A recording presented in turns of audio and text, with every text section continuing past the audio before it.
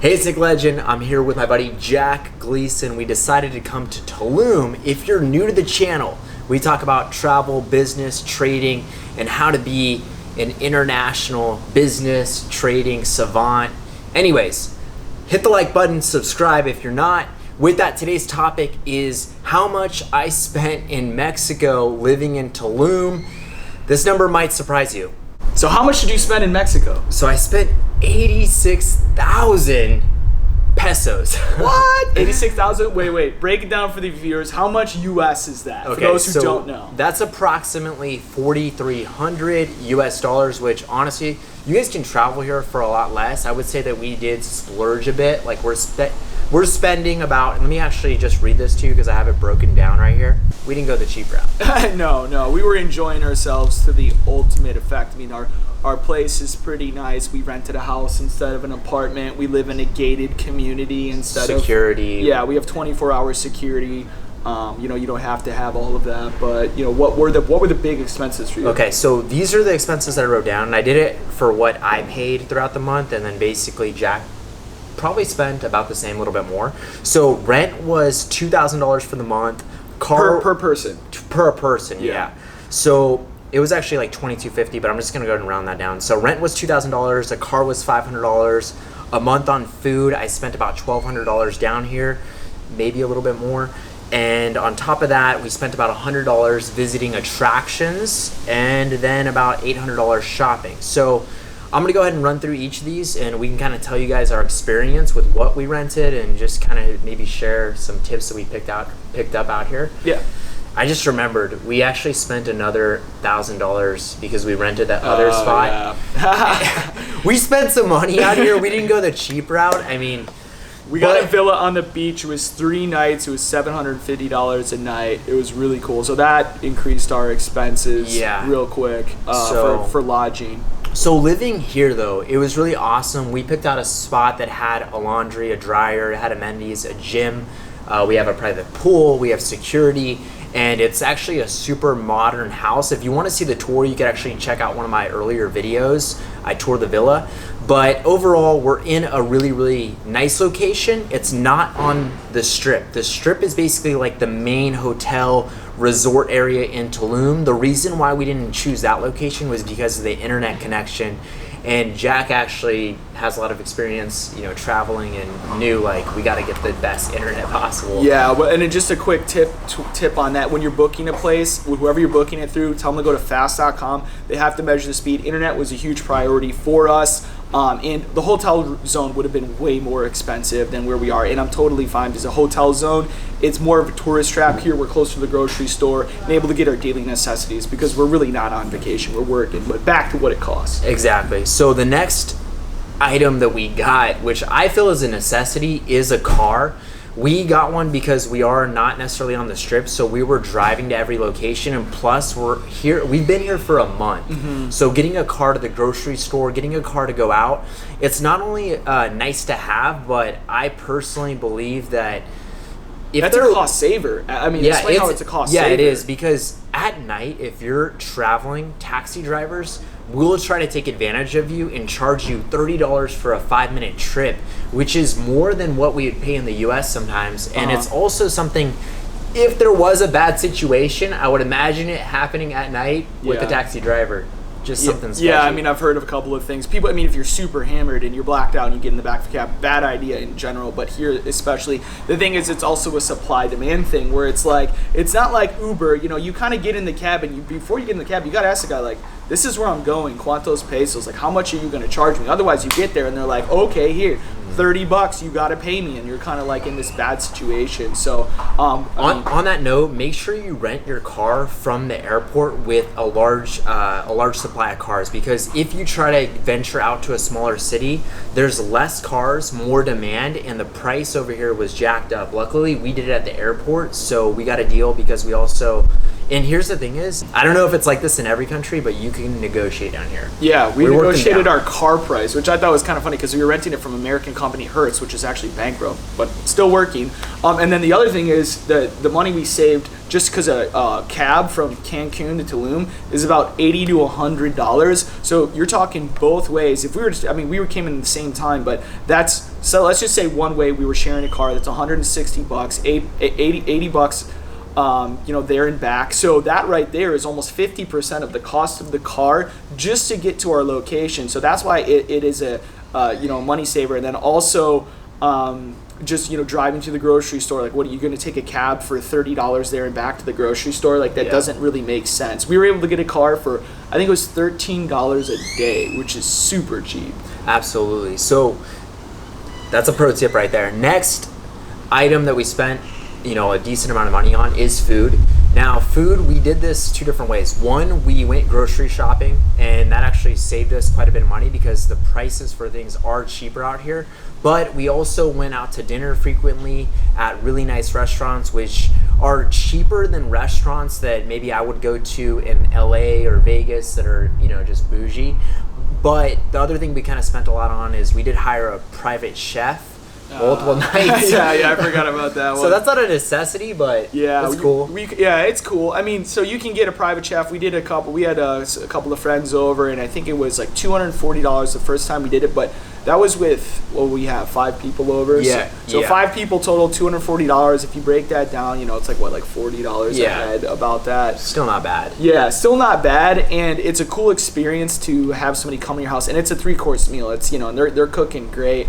So once again, you could have saved there. To be honest, if I were to just buy groceries here, it was extremely cheap. We would only spend like $70 US, a trip, and actually get groceries for multiple days.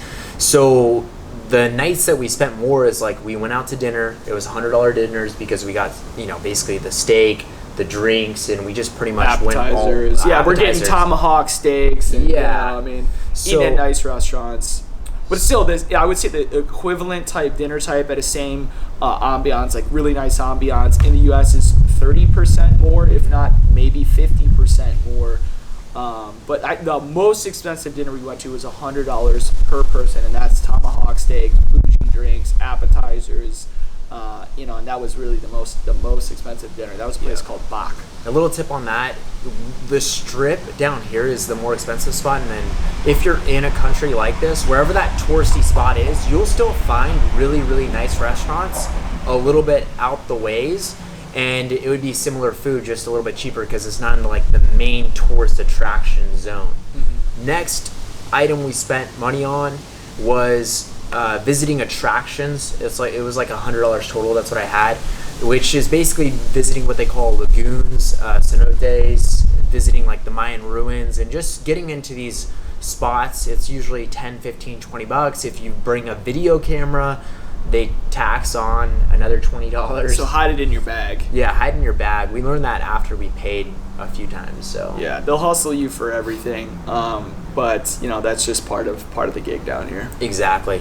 And the last item that I guess the last expense was just shopping and picking up cool items. So we went to a few different markets. So we went to Carmen del Playa, and I actually picked up some really cool stuff. This is one of the things I got. It's handcrafted. It has like the Mayan calendar made out of fishbone. I got some jewelry, and all together, being down here, it depends where you shop. I spent about $800 total, so definitely not necessary. And now that I know this, next time I travel to a new location, I'm not gonna pack a full bag. I'm gonna pack half a bag.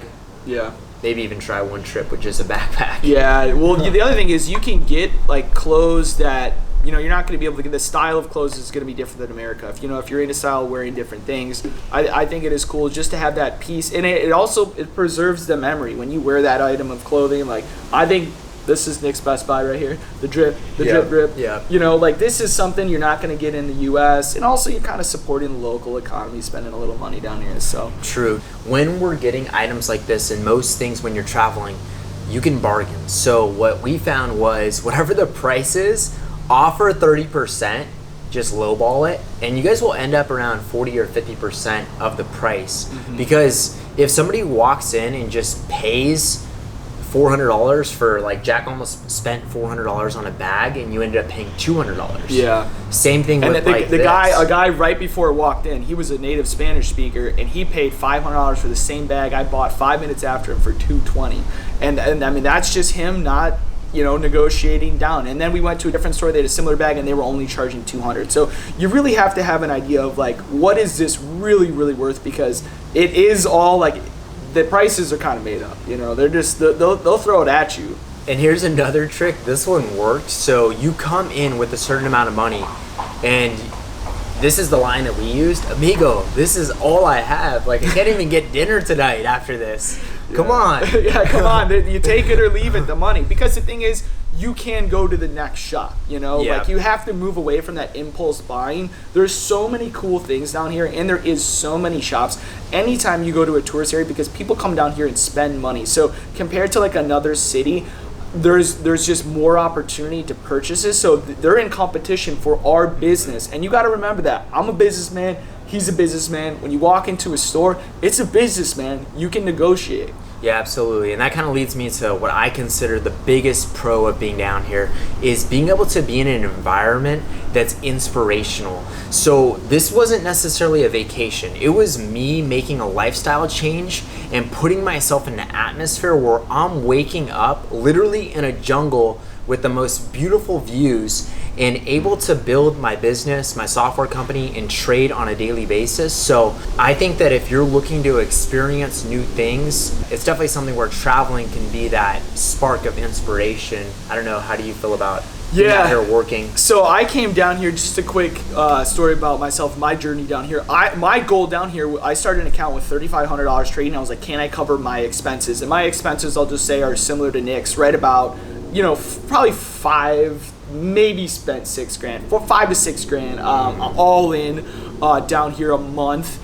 And I turned that $3,500 account into over $35,000 while I was down here. And that's me trading at the top of my game. You know, that's pretty hard to do, 1,000% return in a month. It's difficult. And that is, you know, me just being inspired, getting up every day, like reminding myself of the privilege that, like, really, like, I'm in the situation I'm in and wanting to crush it and just being absolutely on top of my game because I want to do this more and more, as opposed to, like, being comfortable at my house. I'm not like this. This is so much more motivating. So, you know, I know Nick covered all of his expenses in one trading day. One trading day, literally my first day here, my profit from that day covered all these expenses. And I'll just kind of leave you guys with this. I mean, this video is not about trading specifically or business, but you should focus on getting skill sets right now that you can do from anywhere in the world. We're in a place right now where people are going virtual. Working from home is bigger. So whether that's trading, whether that's building an online business, whether that's e-commerce, whatever it is, whatever you're interested in, go for it so that you can actually travel the world and experience these kind of things. Because in my opinion, this is a form of education. Like, being down here, seeing how this culture operates and just seeing the different businesses, I definitely had some inspiration. And it's not maybe projects that I'll take on right now, but definitely got some ideas for the future. Yeah, and I'll leave you guys with this. Quarantine is the catalyst to pursue your dreams, and that's what we're doing down here. We're using this opportunity to go out and live how we want to live, because who wants to be stuck in an apartment cold in Chicago? I don't. So I'm pursuing my dreams, and I'm encouraging you guys to do the same. So with that, I think it's a perfect time to wrap this video up. Hit the subscribe button, give me a like, help the YouTube gods help me blow it up and blow Share this it. channel up. Share it. So I'll see you in the next one.